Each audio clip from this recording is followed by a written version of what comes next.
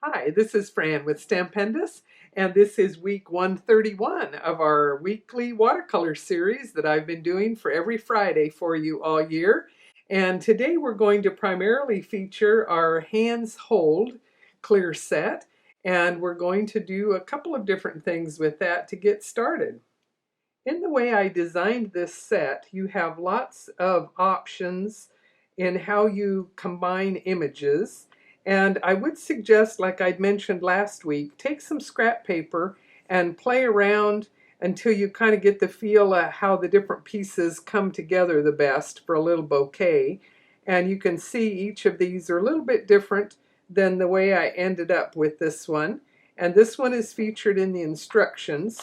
But I think I'll also do another one and show you this simpler version as well. And you can see here on my scrap paper, I actually had something on each side. But it's good to just figure out if the set is new to you, then you can play with it a little bit. And now I'll do the stamping, and we'll just do it fast forward. But you'll see I'm not going to need any masking for either of these combinations. In case you notice, my hands look kind of funny today. I tripped and fell, and I've got a couple of funny little bruises, and this little finger's not helping much. So I may be moving a little bit slower, but it's healing just fine. And we're going to fast forward some things anyway here.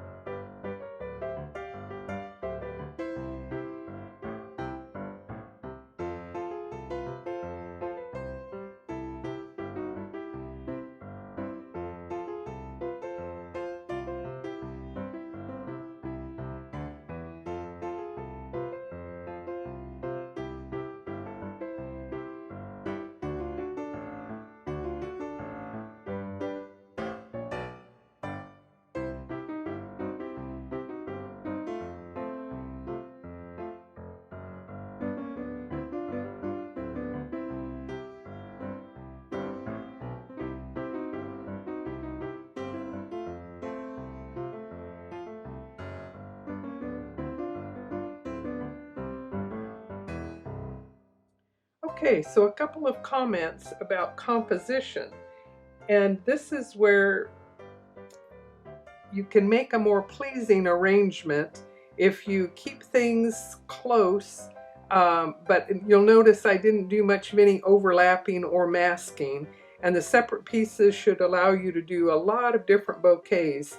But I tried to get the direction of that working a little bit with the curves and putting lots of little leaves in. And you don't want them in a row, but if you do uneven, placement of them, it just creates a more interesting look. And don't be afraid of going off the edge of the paper, particularly with a bouquet like that one. So, okay, so now we'll be ready to do some painting. And I think I'm going to start by painting this one, and we'll do a variety of colors here. On this one, I'm going to keep it simpler, but let's try a variety of colors here. These flowers could be any number of different ones, so the colors can vary. We'll do yellows and pinks. Maybe we'll do orange on this one and pinks on the others, just for a colorful bouquet here.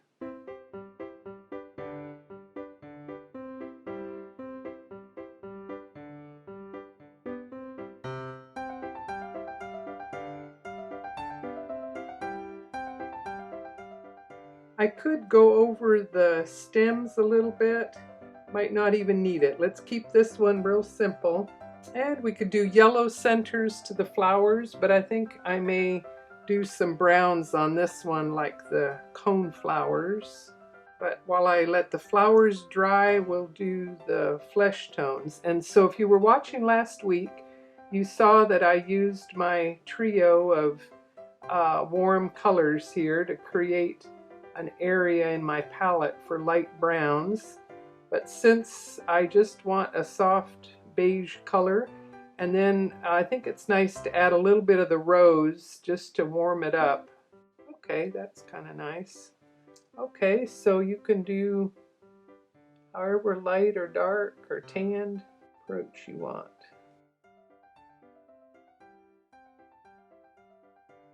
This was my pre-mixed brown. It's about time to mix some more. Okay, I'm going to go till I get more of a chocolatey brown. Okay, these colors should be dry enough that I can do my centers. That's more opaque than I want, so a damp brush will let me lift a little bit there. That looks better. My colors have dried a little bit light, but I'm going to let this dry, and we'll move on to the other one, and then I'll hopefully remember to come back and add a bit more color and detail to that one. Actually, changed my mind. Let's do the browns first since I've got it set up here. I want to do a lot of that green in the background early on, but since the centers aren't touching, we'll go ahead and do the centers. So now I've got a little bit more of a reddish brown here. I want even more of that nice bit of the reddish brown. We'll get a little bit more of the scarlet. So now I want to do a lot of these green washes in the background. So doing them first is what I prefer. Once I get everything all pretty colored like that, then I don't want to disturb it by doing green in the background. But if you do it first, we're going to do it as a light wash. Get a bit more water here and mix up enough so that you don't have to keep remixing because it won't match. But anyway, now I'm just going to come in and around all of my flowers, and since it's a light green, including going over the leaves is fine. Make it an interesting outside shape of color. Initially it looks strange, but I think this is going to give your work a lot more sophisticated look than a beginner look with the simpler background. So give it a try and have some fun with it. And let's add some darker greens now. We can do this while it's still damp, that's okay. That wash holds your composition together and brings your eye in to the bouquet in a nice way. And again, I think some deeper colors in the middle will help connect things. And we'll go over the stem lines as well. That will give a little bit darker color.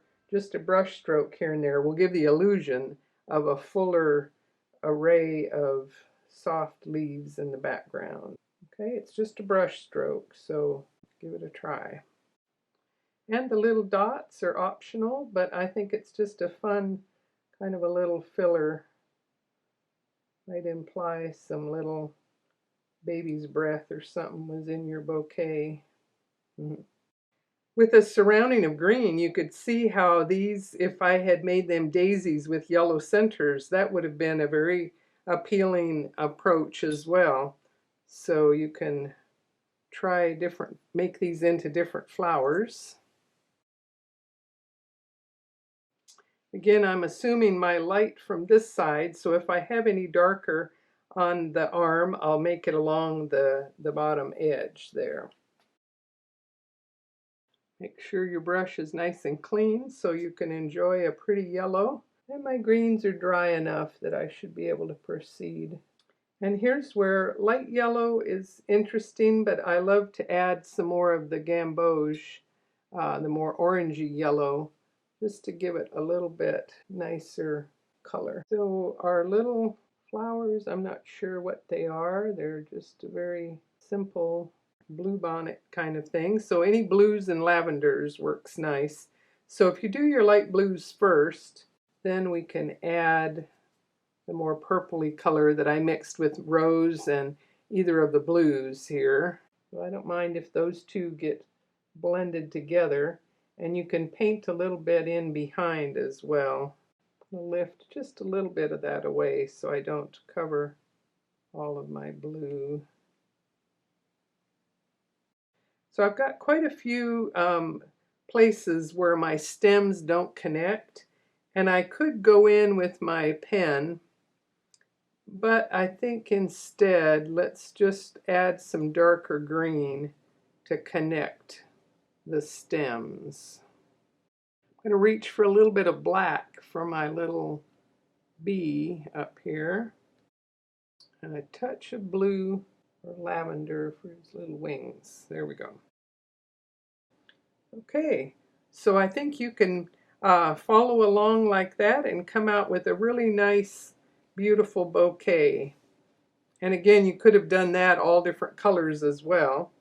So let's enhance our colors over here. We started out with big brush strokes, and then you come back in with another color with some smaller brush strokes, and it really adds a nice finishing touch here. Don't be afraid of the rich colors you can get with these Daniel Smith paints. There might be times where you want a pastel look, but a little touch of vibrant color can be very nice. My browns look a little bit faded, so I'm going to enhance a little bit more of this reddish brown.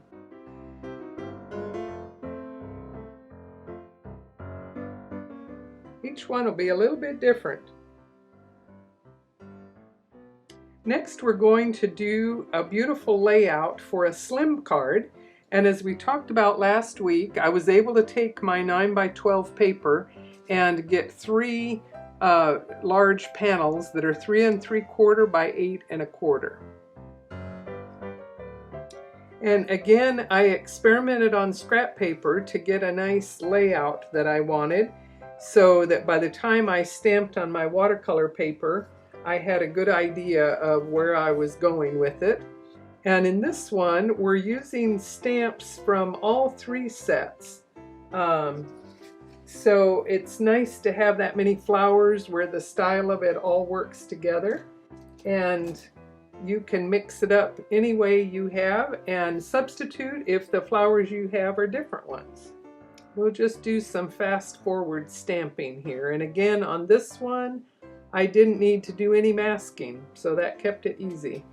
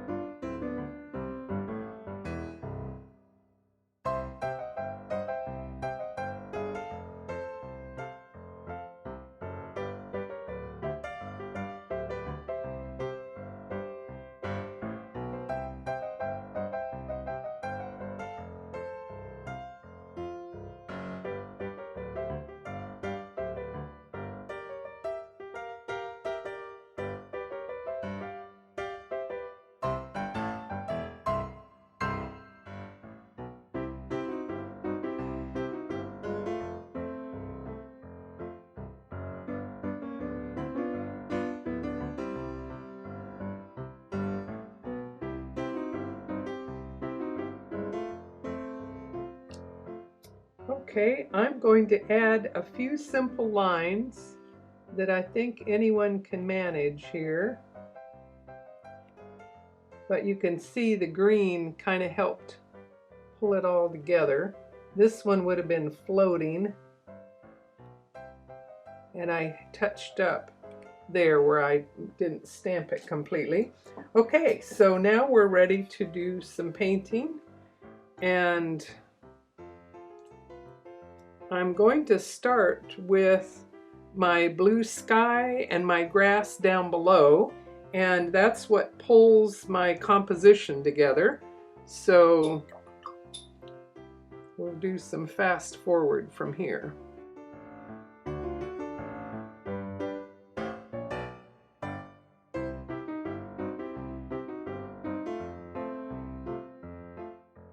You'll have fewer of these watermarks if you do it in one pass. And the water that I added in there helped kind of just keep the whole thing moving there. If you go too light and then you go back and add, it's a lot trickier to get it to blend. So the same will be true of our greens down below. And so I'm going to mix up quite a bit of the color that I want. And on this one I went quite olive in the color of green, which is achieved from the yellow with the marine or the outside blue from this compartment. But mix a bunch so that if you want it to look cohesive, you'll have what you need. Okay, again, big brush strokes coming up in and around. I'm kind of using my brush in a vertical position as if it were grass coming up here. Okay, just that much has now tied it all together. I'm going to do some lighter green on my other leaves here.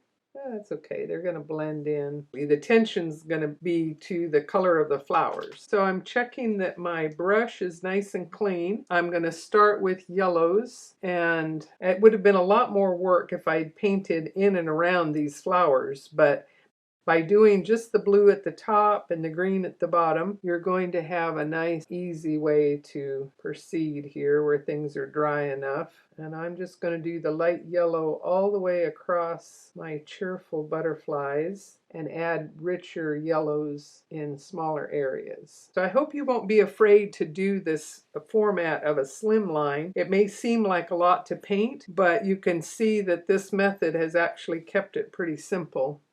And now I can add more of the gamboge wet on wet. It's going to blend beautifully. And let's see, those areas, I might let them dry a little bit more. Let's add some deeper color here into our rose or ranuncula. And then on this one, I did a nice little bit of a warmer bit of scarlet, maybe even scarlet and rose. And we're just going to let that mix in wet on wet. Okay, I'm going to add more of the gamboge where I don't mind it mixing together, and we'll leave some of these other areas for when it's a little bit drier.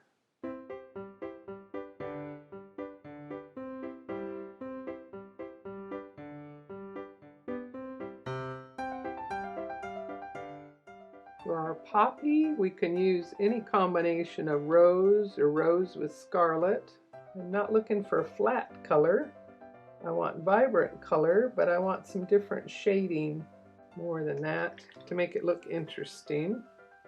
So let's lift a little bit on this side, add a little bit more scarlet, and then we'll deepen the color with more rose.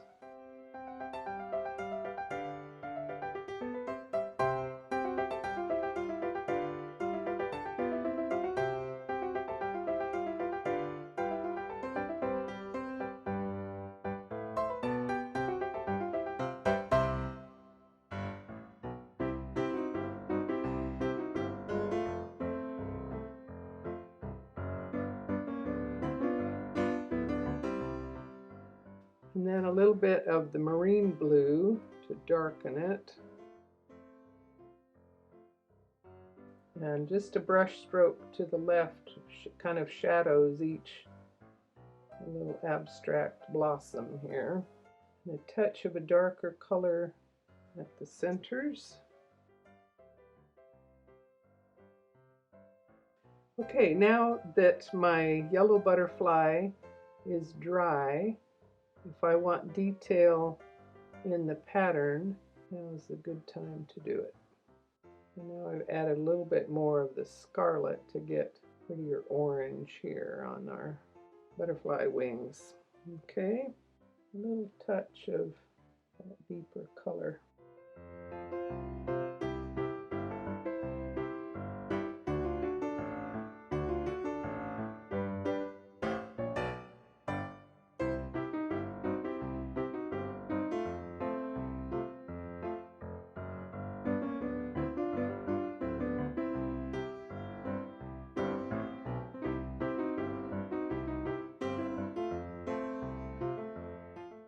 And now for some brown to finish off our cone flowers. You can see that the blue quickly added that darker brown color. You notice this little flower is just flying, and I forgot the little bee. That's okay. Be sure the green is dry, or your black line might be kind of funny through there. And more scarlet for a reddish brown.